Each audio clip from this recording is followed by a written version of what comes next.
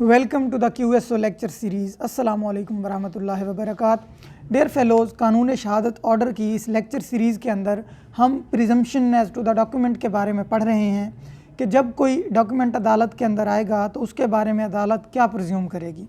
तो इस presumption as to the document के बारे में ऑलरेडी हम दो लेक्चर्स जो है वो रिकॉर्ड कर चुके हैं।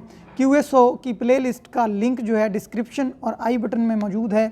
आप जो है प्लेलिस्ट को विज़िट कर सकते हैं और प्रीवियस लेक्चर्स को भी सुन सकते हैं। तो आज हम आर्टिकल नंबर 98 से जो है ऑनवर्ड डिस्कस करने जा रहे हैं।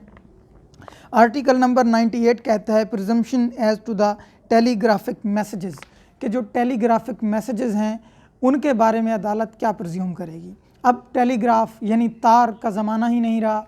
ये आर्टिकल प्रैक्टिकली तो जो है वो काबिल इस्तेमाल नहीं है, लेकिन चूँकि हम लॉ गेट और LLB के इम्तहानात को मद्देनज़र रखते हुए जो है इसको आपको पढ़ा रहे हैं, आप तक पहुंचा रहे हैं, ताकि जो है अगर इस तरह का कोई क्वेश्चन आता है तो आप उसको आंसर कर सकें। तो टेलीग्राफिक मैसेजेस बेसिकली जैसे हम अब व्हाट्सएप या कोई भी ऐसा कोई प्लेटफॉर्म यूज़ करते हैं जिससे हम मैसेजेस करते हैं, हम तो डायरेक्ट हम मैसेज कर देते हैं। लेकिन जब तार का ज़माना था तो उस वक्त एक बंदे को पैगाम भेजने के लिए पहले टेलीग्राफिक ऑफिस में जाना पड़ता था। वहाँ पर अपना मैसेज वो ऑपरेटर को रिकॉर्ड करवाता था। वो मैसेज फिर तार के ज़रिए दूसरे मुतलका शहर में भेजा जाता था, और जहाँ पर वो मैसेज पहुँचता था जिस शहर में, तो वो फिर अपना बंदा भेजकर मुतलका बंदे को बुला कर लाते थे या उस बंदे तक वो मैसेज पहुंचा देते थे। तो ये तरीक़ाकार था टेलीग्राफिक मैसेजेस का। तो जिस तरह हम पोस्ट ऑफिस में कोई ख़त भेजते हैं तो पहले हमें दफ्तर में जाना पड़ता है, फिर वो आगे जाता है, फिर अगले दफ्तर से फिर आगे बंदे तक पहुंचाया जाता है। तो बिल्कुल इस तरह का प्रोसेस था। तो आपको बताने का मकसद ये है कि जब ये प्रोसेस आपके जहन में आएगा तभी आपको आर्टिकल नंबर 98 की समझ आएगी। तो आर्टिकल 98 कहता है the court may presume, court इसको प्रिज्यूम कर भी सकता है और नहीं भी कर सकता, that message forwarded from a telegraphic office, जो मैसेज टेलीग्राफ ऑफिस से फॉरवर्ड किया गया है, यानी एक बंदा गया, उसने टेलीग्राफ ऑफिस में जाकर मैसेज दिया और अब उस टेलीग्राफ ऑफिस ने वो मैसेज आगे फॉरवर्ड कर दिया है। तो जो फॉरवर्डेड मैसेज होगा to the person to whom such message purports to be addressed, उस बंदे की तरफ जिसको भेजना है, यानी ए ने को मैसेज आकर टेलीग्राफ ऑफिस में दिया और उन्होंने अब वो मैसेज क्या करना है, बी को अरसाल करना है, बी को सेंड करना है। Corresponds with a message delivered for transmission at the office, तो अदालत ये प्रिज्यूम करेगी कि जो मैसेज ए ने आकर टेलीग्राफ ऑफिस में दिया है तो सेम जो है वो मैसेज आगे फॉरवर्ड किया जा रहा है, यानी बिल्कुल जो ए ने आके बताया है वही मैसेज आगे फॉरवर्ड किया जा रहा है। From which the message purports to be sent, यानी जो उसने आकर बात बताई है कि ये मेरा मैसेज है, ये तार आगे भेजनी है, तो सेम वही बात आगे भेजी जा रही है। But the court shall not make any presumption as to the person by whom such message was delivered for transmission, लेकिन अदालत उस बंदे के बारे में कुछ प्रिज्यूम नहीं कर सकती जिसने आकर ये मैसेज दिया है। यानी एक ए बंदा था,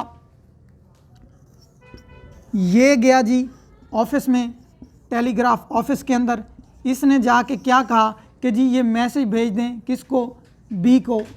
अब अदालत जो है क्या प्रिज्यूम करेगी, अदालत ये प्रिज्यूम करेगी कि इस बंदे ने आके ये जो मैसेज इस ऑफिस में दिया है ये बिल्कुल एक्यूरेट है, ठीक है, यानी जो मैसेज इसने ऑफिस को बताया है ऑफिस ने वही मैसेज आगे डिलीवर किया है, यानी इसमें कोई शक नहीं है, सेम मैसेज आगे भेजा जा रहा है। लेकिन अदालत इस बंदे के बारे में, ये जो भेजने वाला है, इसके बारे में कुछ प्रिज्यूम नहीं कर सकती कि ये बंदा मतलब है कि क्या था, उसके बारे में किसी किस्म की कोई प्रिजम्पशन अदालत नहीं दे सकती। सिर्फ उस मैसेज की हद तक जो है अदालत प्रिज्यूम करेगी कि वो मैसेज बिल्कुल वही मैसेज था जो इस ए ने आगे बी को सेंड करने के लिए दिया था।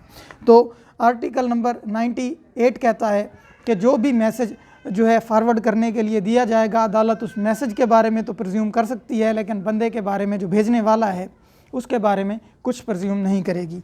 आर्टिकल नंबर 99 को अब देखते हैं, presumption as to due execution ETC of documents not produced. इसमें बेसिकली ये कहता है कि अगर कोई डॉक्यूमेंट है जिसको अदालत जो है तलब करना चाहती है और वो जो है उसके लिए नोटिस भेजती है कि भाई इस डॉक्यूमेंट को मेरे पास लेके आओ, और वो डॉक्यूमेंट अदालत को प्रोड्यूस नहीं किया जाता, अदालत के सामने पेश नहीं किया जाता, तो फिर अदालत उसके बारे में क्या प्रिज्यूम करेगी।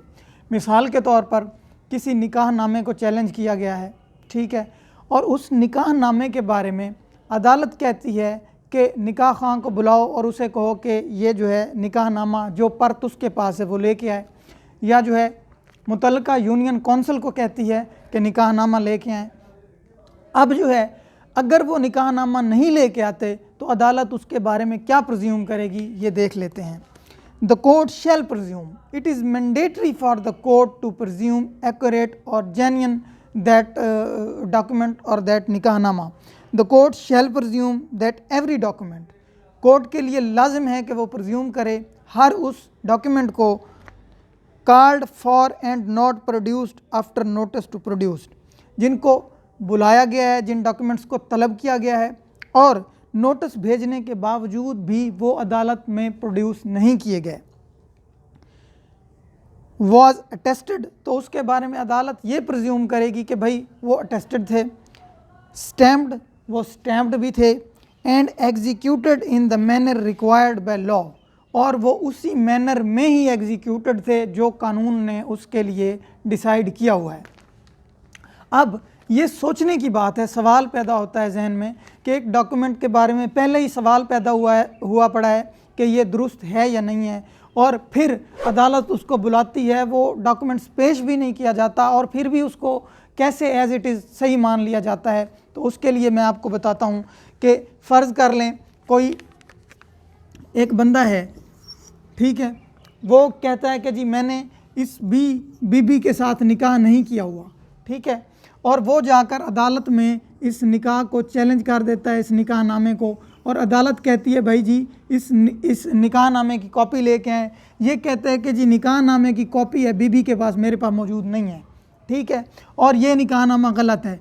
अदालत इस बीबी को कहती है कि भाई आप उस निकाह नामे की कॉपी लेके आएँ।